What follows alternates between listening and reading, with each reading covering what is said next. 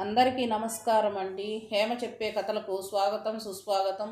మా ఛానల్ కనుక మీకు నచ్చితే లైక్ చేయండి, షేర్ చేయండి, సబ్స్క్రైబ్ చేయండి, బెల్ బటన్ నొక్కండి. మేము పెట్టే నోటిఫికేషన్స్ అన్నీ వస్తూ ఉంటాయండి. ఈరోజు కథ పేరు సగము నివ్వెరపోయే. ఈ కథ రచయిత చాగంటి ప్రసాద్.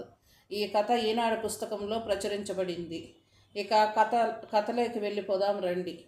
లేచి బ్రష్ చేసుకోండి, కాఫీ తాగుదురు గాని అంటూ మెల్లగా తట్టి లేపింది పార్వతి. జాగ్రత్తగా పక్క మీద నుంచి లేచాను. అప్పటికే బాత్రూంలో పేస్ట్ వేసిన బ్రష్, కూర్చోవడానికి స్టూలు, బకెట్లో వేడినీళ్లు సిద్ధం చేసి ఉంచింది పార్వతి. నా పనులన్నీ చేసుకొని హాల్లో సోఫాలో కూర్చున్నా. పవిట చెంగుతో వేడి కాఫీ గ్లాసుని టీపాయ్ మీద పెట్టి దాన్ని నాకు దగ్గరగా జరిపింది. కాఫీ నెమ్మదిగా తాగుతూ షూస్ పాలిష్ చేసుకుంటున్న నా చిన్న కొడుకు శ్రీకర్ని చూశాను. హాయ్ డాడ్, గుడ్ మార్నింగ్ అంటూ పలకరించాడు వాడు. ఏరా, పరీక్షలు ఎప్పటి నుంచి? న్యూస్ పేపర్ తీసుకుంటూ అడిగాను. ఏప్రిల్లో ఉండొచ్చు డాడీ. 10వ తరగతి చదువుతున్నవాడు పళ్ళన్నీ బయటపెట్టి నవ్వుతూ అన్నాడు. నేను హాస్పిటల్లో ఉన్నప్పుడు ఇంట్లో ఒక్కడే ఉండి ఎటువంటి బెంగా భయము లేకుండా బుద్ధిగా చదువుకున్నాడు. ఇంజనీరింగ్ చదువుతున్న పెద్ద కొడుకు కిరణ్ అలికిడి లేదు, కాలేజీకి వెళ్ళినట్టున్నాడు. ఆ రోజు నాకు గుండెల్లో నొప్పి వచ్చినప్పుడు సమయానికి అంబులెన్స్ రాకపోతే కిరణ్ నన్ను కారులో తీసుకెళ్ళి హాస్పిటల్లో జాయిన్ చేశాడు. నేను కారు కొన్న కొత్తలో వాడు డ్రైవింగ్ నేర్చుకుంటాడంటే ఇప్పుడే వద్దుని వారించాను. ఎదిగిన పిల్లాడు, కారు డ్రైవింగ్ నేర్చుకుంటే మంచిదన్న పార్వతి చొరవతో వాడు డ్రైవింగ్ నేర్చుకోబట్టి నేను బతికి బట్టగట్టాను. మీ పిల్లలు ఆనిముత్యాలని బంధువర్గం పొగుడుతుంటే నాకు గర్వంగా ఉంటుంది. కానీ వాళ్ళిద్దరి పెంపకంలో పార్వతిదే మొదటి స్థానం. నా పిల్లల్ని చెప్పుకోకూడదు, కానీ వాళ్ళు చాలా క్రమశిక్షణలో బాధ్యతగా ఉంటారు. By dad. పుస్తకాల బ్యాగు భుజాన వేసుకుని స్కూల్కి బయలుదేరాడు శ్రీకర్. చెమట పట్టిన ముఖాన్ని చెంగుతో తుడుచుకుంటూ ఓ బౌల్లో ఓట్స్ తెచ్చి నా ముందు పెట్టిన పార్వతిని చూశాను. ముఖం పైన చెదిరిన కుంకుమ రేఖ 2 తెల్ల కలువల మధ్య కమిలిపోయిన ఎర్ర తామరలా ఉంది. మనిషి చాలా చిక్కి వడిలిన మందార మొగ్గలా ఉంది. కుక్కర్ కోత వినపడగానే మళ్ళీ వంటింట్లోకి వడివడిగా నడిచింది. ఓట్స్ నెమ్మదిగా చెంచాతో తింటున్నాను. నెల రోజుల క్రితం జరిగిన సంఘటనతో పాటు నాలో కలిగిన సందేహాల సముద్రపు కెరటం మళ్ళీ ముంచెత్తటం మొదలై మనసు వ్యాకులతకు లోనైంది. ఆ రోజు ఆఫీసు నుంచి ఇంటికి బయలుదేరాను. నడుస్తుంటే గుండెల్లో బరువుగా అనిపించింది. నడక భారమైంది. ఆయాసంతో పాటు రొప్పు వచ్చి ఊపిరి తీయడం కష్టమైంది. గుండెల్లో ఏదో ప్రాబ్లం అనిపించి బస్టాప్ దగ్గర కూర్చున్నాను. ఆయాసం కాస్త తగ్గిందనిపించింది. ఇంటికి వెళ్ళాక పార్వతికి చెబుదామనిపించినా అనవసరంగా ఆమెను కంగారు పెట్టడం ఎందుకని చెప్పలేదు. రేపొకసారి డాక్టర్కి చూపించుకుంటే సరి అనుకుని ఊరుకున్నాను. కానీ తెల్లవారుజామున హఠాత్తుగా గుండెల్లో భరించరాని నొప్పితో పాటు విపరీతంగా చెమటలు పోశాయి. గుండె బరాయిస్తోందని అర్థమైంది. కంగారు పడుతూ పార్వతిని లేపి చెప్పాను.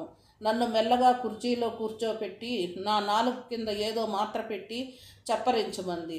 వెంటనే కిరణ్ని లేపి కారులో దగ్గరున్న హాస్పిటల్కి తీసుకెళ్ళింది. ఎమర్జెన్సీలో కొన్ని టెస్టులు చేసిన తర్వాత హార్ట్ అటాక్ అని నిర్ధారించి ఐసీయూకి తరలించారు. నాకు అవసరమైన ట్రీట్మెంట్ అందే వరకు పార్వతి విశ్రమించలేదు.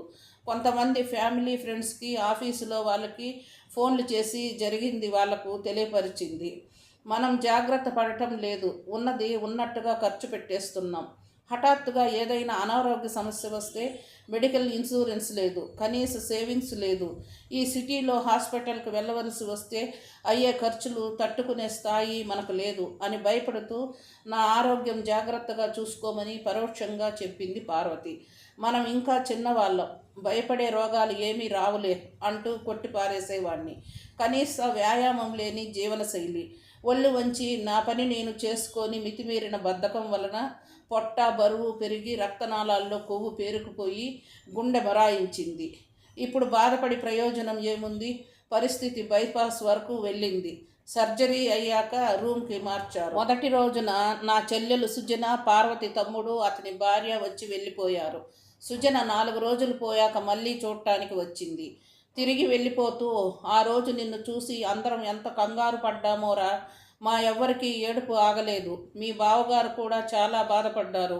అదేం చోద్యమో మీ ఆవిడ కంట్లోంచి ఒక్క నీటి చుక్క జారితే ఒట్టు అంటూ చీర కొంగుతో ముక్కు తుడుచుకుంది నాటకీయంగా. ఆ మాటలు వినగానే నా ఆలోచనల పరిపరి విధాలుగా పోయింది. మనసు బాధగా మూలిగింది. వెంటనే పార్వతిని చూడాలనిపించింది. ఇంతలో తలుపు తెరుచుకుని, రేపు మిమ్మల్ని డిశ్చార్జ్ చేస్తారంట అంటూ పార్వతి వచ్చింది. ఆమె కళ్ళల్లోకి చూసే ప్రయత్నం చేశాను. అలసినట్టున్న ఆమె కళ్ళల్లో ఎటువంటి భావాలు కనిపెట్టలేకపోయాను. ఆ విశాలమైన కళ్ళను చూసే నేను పార్వతిని ప్రేమించి పెళ్లి చేసుకున్నాను. తన కళ్ళు ఎన్నో ఊసులు చెప్పేవి, ఎన్నో మధుర భావాలు పలికేవి.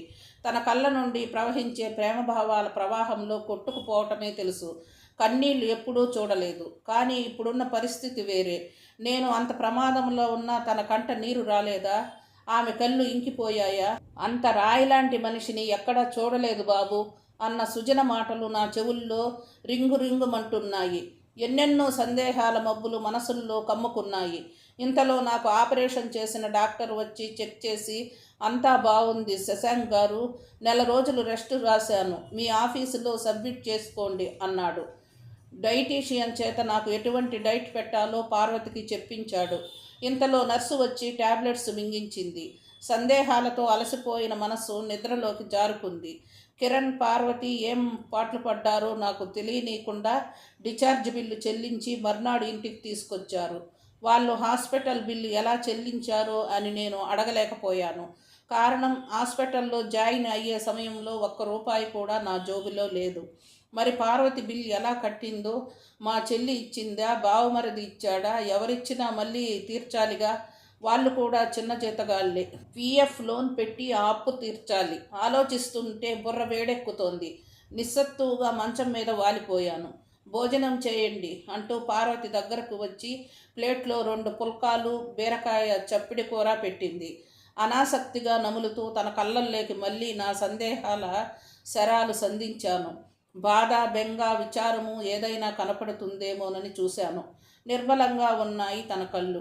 భావాతీతమైనది ఏదో తనలో కనిపిస్తోంది. తెలుసున్న వాళ్ళకెవరికైనా కష్టం వస్తే తనకే ఆ కష్టం వచ్చినట్టు ఎంతో బాధపడేది. తనకు తోచిన సలహా చెప్పడం, అవసరమైతే ఫోన్ చేసి సాయం ఏదైనా కావాలా అని అడిగి మరీ సహాయం చేసే మంచి మనసు తన సొంతం కదా. మరి నా విషయంలో ఏమిటి? యంత్రంలా పని చేసుకుపోతోంది. స్పందన కనిపించడం లేదు. నా మీద ప్రేమ తగ్గిపోయిందా? అలా అనుకోగానే గుండె బరువెక్కిపోయింది. ఇంతలో పుస్తకాల బ్యాగ్ మోసుకుంటూ వచ్చి దాన్ని సోఫాలో పడేసి షూస్ విప్పుతూ, రేపు స్కూల్కి పేరెంట్స్ని తీసుకురమ్మన్నారు డాడీ. స్కూల్లో టాపర్స్ పేరెంట్స్ ఒక్కళ్ళనే ఇన్వైట్ చేశారు అన్నాడు శ్రీకర్. మేమెందుకురా విసుక్కున్నా. ఏమో మరి తెలియదన్నట్టుగా చేతులూపి బాత్రూంలో దూరాడు. ఏదైనా ఇంపార్టెంట్ అవ్వచ్చు, మీరు రాలేరు, నేను వెళతాను అని చెప్పి తన పనిలో పడిపోయింది పార్వతి. తెల్లవారుజాము 5 గంటలు కావస్తుంది. వంటింటి సామాను చప్పుళ్లకు లేచాను. తలారా స్నానం చేసిన పార్వతి వంటగదిలో కనబడింది. నా చూపు దేవుడి గది వైపు మళ్ళింది. మందిరంలో దీపం వెలిగించినట్టుంది. దీపపు కాంతి పరావర్తనం తన పసుపుపచ్చ మేనిపై ప్రతిఫలిస్తోంది. దేవదేవుడు చిరునవ్వులు నవ్వుతున్నట్టుగా కనిపించాడు. పార్వతి పెద్దగా పూజలు చేయదు, కానీ క్రమం తప్పకుండా పూలతో దేవుణ్ణి అలంకరించి దీపం పెట్టి తన పనిలో నిమగ్నమవుతుంది. మన బాధ్యతలు సక్రమంగా నిర్వర్తిస్తూ మనస్ఫూర్తిగా భగవంతుణ్ణి ఒకసారి తలుచుకుంటే చాలు, అంతా ఆయనే చూసుకుంటాడు అంటుంది. చూపు పార్వతి మీదకు మళ్లించాను. కట్టుకున్న పసుపు కాటన్ చీరలో మంచులో తడిసిన సింహాచలం సంపెంగలా ఉంది. నుదుటి మధ్య ఉదయారుణ బింబంలా కుంకుమ మెరుస్తోంది. శ్రీకర్ స్కూల్ ప్రోగ్రాంకి వెళ్ళాలని కాబోలు. హడావిడి పడుతూ నా కోసం, పెద్దాడి కోసం టిఫిను భోజనము సిద్ధం చేస్తున్నట్టుంది. లేచారా, బ్రష్ చేసుకోండి, కాఫీ తాగుదురు గాని అంటూ వంటింట్లోంచి బయటకు వచ్చి చెప్పి మళ్ళీ లోపలికి వెళ్ళిపోయింది. కాఫీ తాగుతుండగా వచ్చి, మీకు టిఫిన్ చేసి బల్ల మీద పెట్టాను, పక్కనే ట్యాబ్లెట్స్ పెట్టాను, మర్చిపోకండి, వేసుకోండి, స్కూల్ ప్రోగ్రాం అవగానే వచ్చేస్తా అంటూ జాగ్రత్తలు చెప్పి స్కూల్కి వెళ్ళిపోయింది. మళ్ళీ ఆలోచనల జడివాన మొదలైంది. తింటున్న టిఫిన్ నోటికి రుచిగా అనిపించడం లేదు. వచ్చిన వాళ్ళతో తీవ్రంగా వచ్చిన గుండె నొప్పిని వెనువెంటనే హాస్పిటల్కు తీసుకువచ్చిన సంఘటనను వర్ణించి చెప్పిందంట. కానీ నేను ఏమైపోతానో అనే బాధ తన కళ్ళల్లో కనిపించలేదట. ఎందుకలా? ప్రేమించి పెళ్లి చేసుకునే ముందు చేసిన వాగ్దానాలు నిలబెట్టుకోలేదన్న అసంతృప్త? ప్రతి ఆదివారం బయటకు తిప్పుతానన్నాను, కానీ నా ఫ్రెండ్స్తోనే జలసాలు చేసుకున్నాను తప్ప ఏ ఒక్క ఆదివారము మాట నిలబెట్టుకోలేదు. తనను పట్టించుకోలేదు. ప్రతి నెల నాకు వచ్చే జీతం సరిపోదని వేడినీళ్లకు చన్నీళ్లు తోడులా తను ఉద్యోగం చేస్తానని అంటే తప్పకుండా చేద్దువు గాని అన్నాను. కానీ పెళ్లికి ముందు చేసిన వాగ్దానానికి తర్వాత నీళ్లు వదిలేశాను. ఎందుకు? పార్వతికి ఆర్థిక స్వతంత్రం పెరిగితే తన మాట వినదని, తన పురుషాధిక్యత తగ్గిపోతుందనే భయంతోనేగా. అప్పటికీ చాలాసార్లు చెప్పి చూసింది కూడా. ఏదో వంక పెట్టి ఆమె ఆలోచనలను మొగ్గలోనే తుంచేశాను. అందుకే పార్వతికి నా మీద ప్రేమ పోయిందా? ఇంతకాలం నేను బాధ్యతారహితంగా ప్రవర్తించానా? అదే తన గుండెను బండరాయిగా మార్చిందా? కేవలం పిల్లల కోసమే నాతో కలిసి ఉంటోందా? తన దృష్టిలో నేను ఉన్నా పోయినా ఒకటేనా? తల బద్దలైపోతుంది. కాస్త కాఫీ తాగితే తగ్గుతుందని లేచి కిచెన్లోకి వెళ్ళి కలుపుకుందామనుకున్నాను. స్టవ్ పక్కన ఫ్లాస్క్ కనబడింది. ఓహో, నా కోసం కాఫీ కూడా పెట్టి ఉంచిందా? వేడివేడి కాఫీ కప్పులో పోసుకున్నాను. ఒక్కసారిగా నా కళ్ళు చెమ్మగిల్లాయి.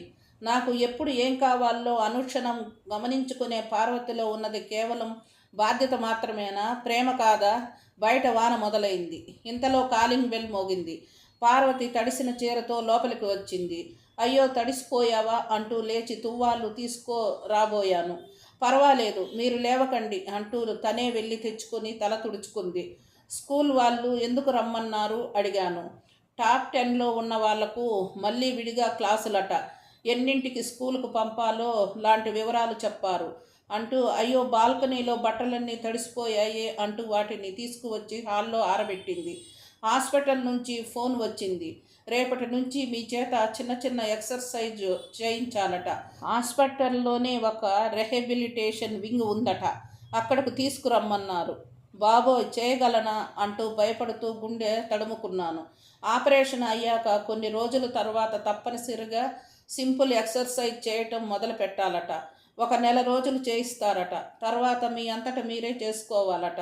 అప్పుడే డాక్టర్ గారు ఫాలో ఆఫ్ రివ్యూలో మీ కండిషన్ చెక్ చేస్తారట. వెళ్ళక తప్పదు అని అర్థం వచ్చేలా చెప్పి తన పనిలో నిమగ్నమైంది. ఇంటి పనికి తోడు నన్ను రోజు అక్కడకు తీసుకు వెళ్ళడం అనే భారం తోడైంది. శారీరకంగా కూడా తీసుకుని ఆఫీసుకు వెళ్ళడం మొదలుపెట్టాను. ఉన్న బరువు తగ్గడం వలన శరీరం గాలిలో హాయిగా తేలినట్టుగా ఉంది. కానీ మనసులో ఏదో వెలితి. మనసులో మొలకెత్తిన సందేహపు విత్తు మొక్క రూపం దాల్చి రోజు రోజుకి పెరుగుతోంది. ఆఫీసులో పని త్వరగా అయిపోయిందని బాసుని పర్మిషన్ అడిగి ఇంటికి వచ్చేశాను. వచ్చే దారిలో మల్లెపూలు, పార్వతికి ఇష్టమైన హల్వా కొన్నాను. పిల్లలు పరీక్షలు అయిపోయాయి, బయటకు వెళ్ళినట్టున్నారు. అలికిడి లేదు. పార్వతి తలారా స్నానం చేసినట్టుంది. ఫ్రెష్గా కనపడింది. కాఫీ తెచ్చిచ్చింది. నెమ్మదిగా తాకుతూ పార్వతికేసి కన్నార్పకుండా చూస్తున్నాను. ఏమిటి అలా చూస్తున్నారు అడిగింది నవ్వుతూ. కాఫీ కప్పు పక్కన పెట్టి తన చెయ్యి పట్టుకుని సోఫాలో పక్కన కూర్చోబెట్టుకున్నాను. సారీ పారు, నిన్ను ఎంతో ఇబ్బంది పెట్టాను కదూ అన్నాను ఉపోద్ఘాతంగా. నాకు సారీ చెప్పడం ఏంటి? ఏమైంది మీకు సడన్గా? దేని గురించి అంది ప్రశ్నార్థకంగా మొహం పెట్టి. హఠాత్తుగా ఆసుపత్రి పాలై నిన్ను పిల్లలను కంగారు పెట్టడం నా స్వయంకృతం కదూ అంటూ తన మొహంలో భావాలు వెతకటానికి ప్రయత్నించాను. చాచా, అలా అంటారేంటి? అనారోగ్యం చెప్పి వస్తుందా? మీరు క్షేమంగా ఇంటికి వచ్చారు, అదే చాలు అంటూ నేను తెచ్చిన పూలు జడలో తురుముకుంది. పారు, నీకు ఏమీ అనిపించలేదా? నాకు ఏదైనా జరిగితే మీ పరిస్థితి ఏమవుతుందోనని భయం వేయలేదా అడిగాను, తన చేతిని నా చేతిలోకి తీసుకుని. ఎందుకు వేయలేదు? మీరు గుండె నొప్పి అన్న వెంటనే నా గుండె జారిపోయింది. అంతలో ఎప్పుడో మా మామయ్య సార్బిట్రేట్ మాత్రలు ఇంట్లో ఉండటం మంచిదని, గుండెపోటు వస్తే అవి 4 కింద పెట్టుకుంటే హాస్పిటల్కు తీసుకువెళ్ళటానికి కాస్త టైం దొరుకుతుందని చెబితే ఆ మాత్రలు కొని ఇంట్లో పెట్టిన విషయం గుర్తొచ్చింది. వెంటనే అవి మీకు ఇవ్వడం వలన కాస్త టైం దొరికింది. ఆ రోజు హాస్పిటల్ స్ట్రెచ్చర్ మీద తీసుకువెళ్తున్నప్పుడు మీ గుండె ఎగిసి ఎగిసి పడుతోంది. ఊపిరి తీసుకోలేకపోతున్నారు. మీకు వచ్చినది సివియర్ హార్ట్ అటాక్ అని దగ్గర వాళ్ళందరికీ తెలియజేయమని డాక్టర్స్ చెప్పటంతో లోకం గిర్రున తిరిగినట్లు అనిపించింది. మెదడు మొద్దుబారిపోయింది. కాసేపు ఏం చేయాలో తోచక కాలు చేయి ఆడలేదు. కానీ నేనే అధైర్యపడితే పిల్లల పరిస్థితి ఏమిటి? వాళ్ళు ఎంత కంగారు పడతారు? ధైర్యంగా నిలబడాలి అనుకుని మీకు ఏం జరగదని మనసుకు సర్ది చెప్పుకున్నాను. మిమ్మల్ని చూడటానికి ఎంతమంది బంధువులు వచ్చినా పనులు మానుకొని వాళ్ళు మాత్రం ఎంతకాలం ఉండగలరు? నేను ఏడుస్తూ కూర్చుంటే మాటలతో ఓదారుస్తారు కానీ ఎవరు మాత్రం ఏ సహాయం చేయగలరు? అందుకే కంటి నుండి ఒక్క నీటి చుక్క కూడా రాలనీయకుండా ఉగ్గబట్టుకొని నాకు నేనే ధైర్యం చెప్పుకున్నాను. ఒక పక్క అందరూ మీరు బతికే ఛాన్స్ సగం సగం అని మాట్లాడుకుంటుంటే భయంతో గుండె జారిపోతున్నా, ఏడుపు తన్నుకు వస్తున్నా మీరు క్షేమంగా ఉంటారు అని 1కి 10 సార్లు చెప్పుకొని గుండెలు రాయి చేసుకున్నాను. మీకు ఏమైనా జరుగుతుంది అన్న ఊహే నేను భరించలేనండి. అసలు ఆలోచనే దగ్గరకు రానియలేదు అంటూ నన్ను గాఢంగా కౌగిలించుకొని బావురుమంది. ఎన్నో రోజులుగా పార్వతి తన గుండెల్లో దాచుకున్న దుఃఖం కన్నీళ్లు గంగా ప్రవాహంగా అవుతోంది. నేను ప్రేమించిన కొన్నేళ్లుగా అహరహము నేనెరిగిన పార్వతే, కొన్నాళ్ళుగా నన్ను మనస్తాపానికి గురి చేసిన పార్వతే నాకు ఇప్పుడు కొత్తగా కనిపిస్తోంది. ఏమైపోయింది నా బుద్ధి? ఎంత నెగిటివ్గా ఆలోచించాను తన గురించి. ఏడిస్తే ప్రేమ ఉన్నట్టు, ధైర్యంగా నిలబడితే ప్రేమ లేనట్ట. ఇదేనా నా తెలివి సంస్కారం? అపరాధ భావన, పశ్చాత్తాపం కలగలిసి నా మనసులోని చెత్తను కడిగేస్తుంటే కన్నీళ్లతో పార్వతిని చూస్తుండిపోయాను. ఇంతేనండి, కథ సమాప్తం. కథ ఎలా ఉండేది కామెంట్ బాక్స్లో పెట్టండి.